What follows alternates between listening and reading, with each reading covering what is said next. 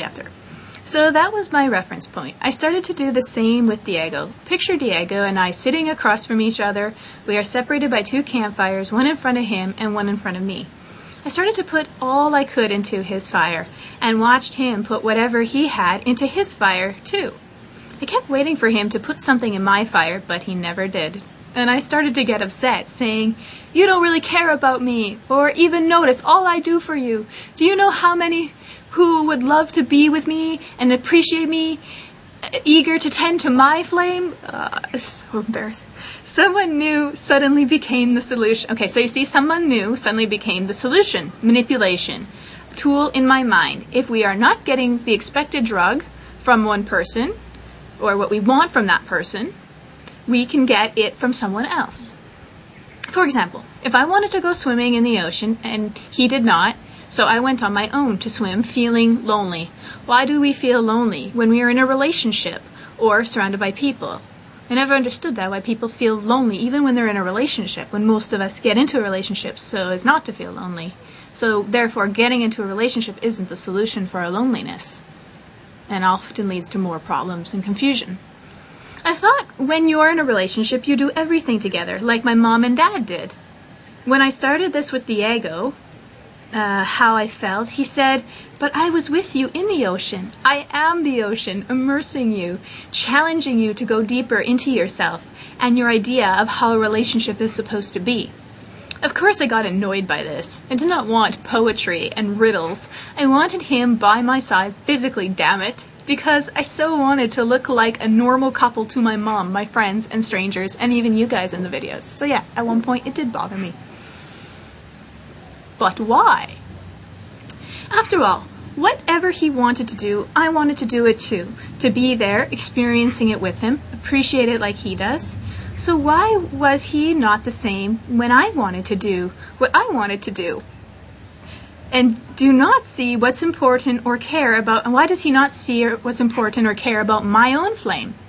I whined, "Look, my flame is dying. This relationship is one-sided. All of these were ideas I had, and I took them personally and made myself believe they were true and were happening in every moment, looking for proof of this every chance I got, which made me very upset."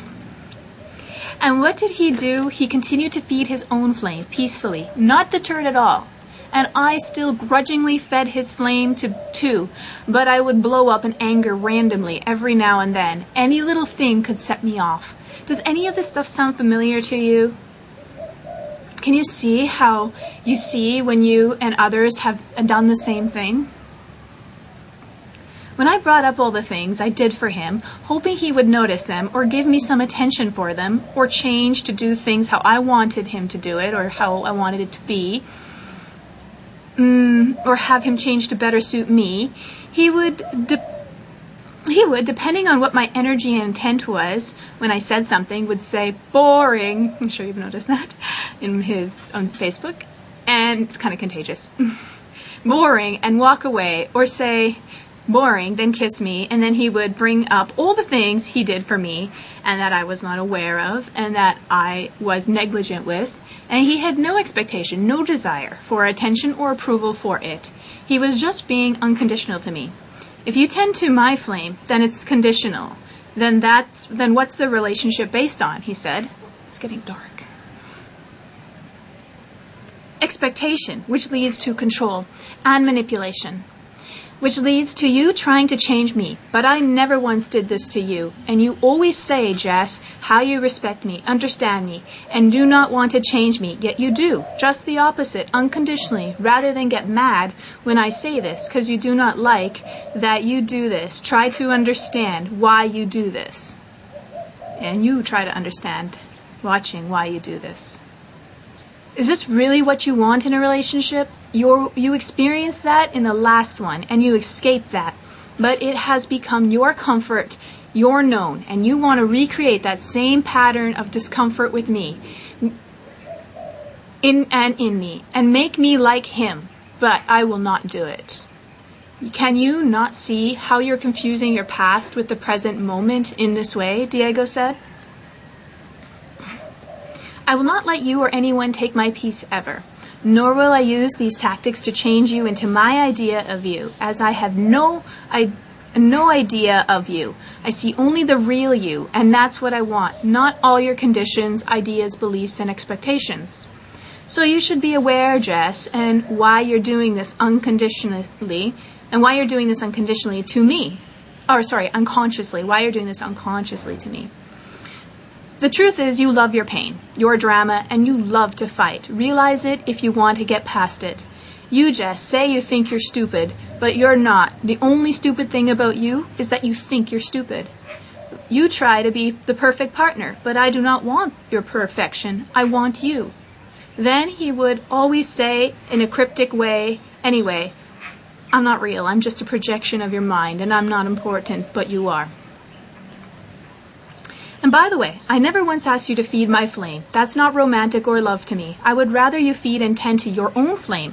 Otherwise, if you continue to feed my flame, and I start to feed yours, like your mother and father did, then when one of us goes away, we will become a mess, because we will not know how to tend to our own flames, like your mother is still struggling with.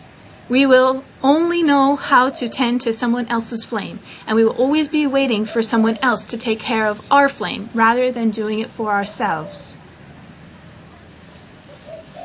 It's the same as give a man a fish, he eats 4 a day. Teach a man to fish, or a person, and they tend their flame. They can love themselves and another. So if you, I have to clarify because I'm my dyslexic writing. Give a man a fish, they eat for a day. Teach a man to fish, they eat for life.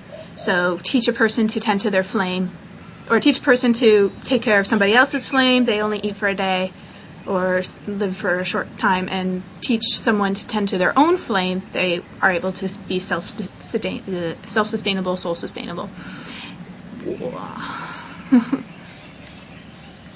With or without a partner. Then the loneliness kind of goes away too. No, it does go away, not kind of. Then we are no longer in a codependent relationship. You do not need me, and I do not need you. We just choose to be together, existing side by side. In this way, we have a balanced, harmonious, and virus-free co-creational relationship. I have to admit, after hearing this, it took me a bit to break my pattern addiction of doing what I thought was the right thing. Perfect girlfriend thing to do, and get used to feeding my own flame and stop feeding his. After that talk, I forgot this after the talk, I forgot this numerous times, like we all do. We seek information, advice, and then we're like, okay, yeah, and then we go and make the same patterns and mistakes again. Because it's repetition. That's why we repeat a lot.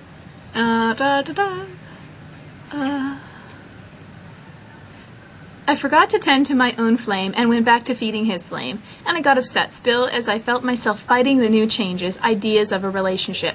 I would get upset with myself thinking I was stupid, ugly person. I did not like the idea that I could not do this, and all the hidden things coming out of me, as whenever I thought like this, then I would feel the need to self-punish myself and say stupid things like, I'm not good enough for you, or you're wrong about me, and all these silly things. We tend to self-destruct when we reach that kind of thinking. It leads to a certain direction all the time.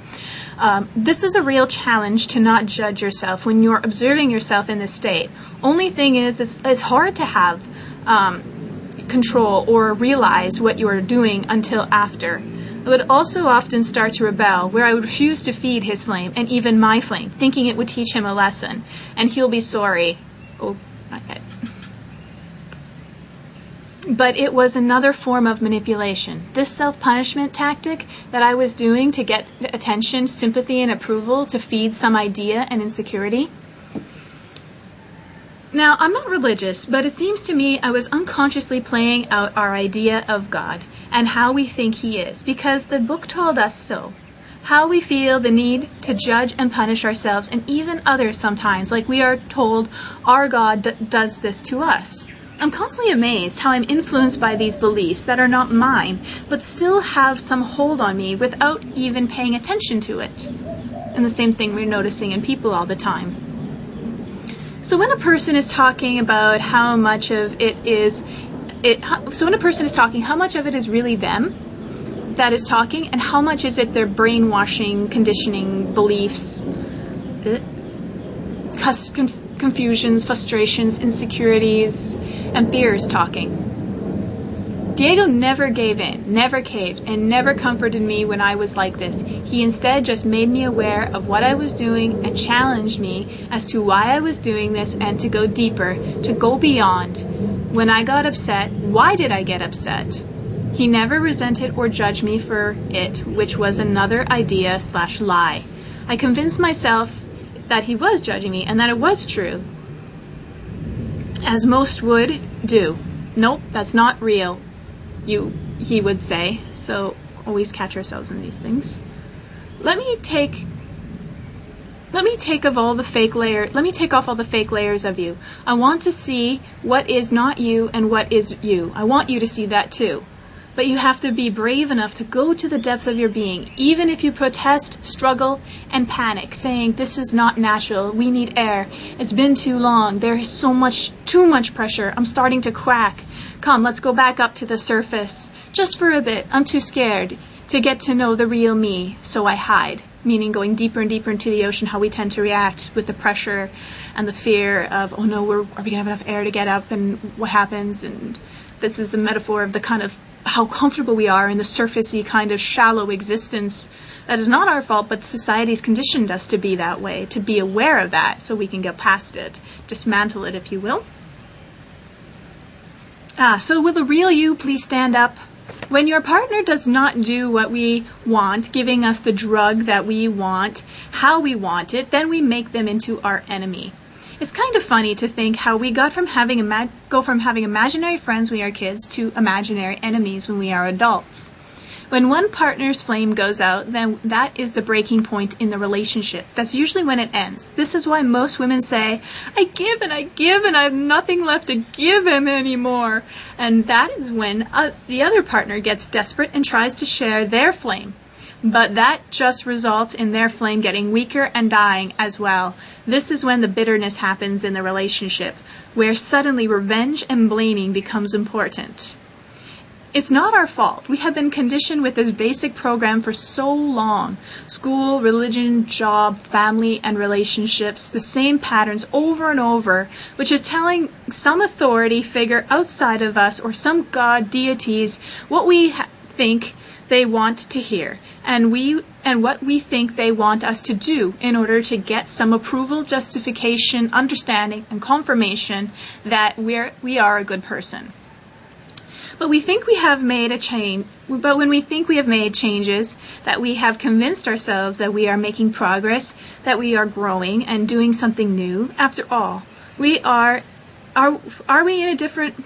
After all, we are in a different relationship with different faces. Yeah. So when we think we're doing something new and growing and making progress, different relationships, different faces, different.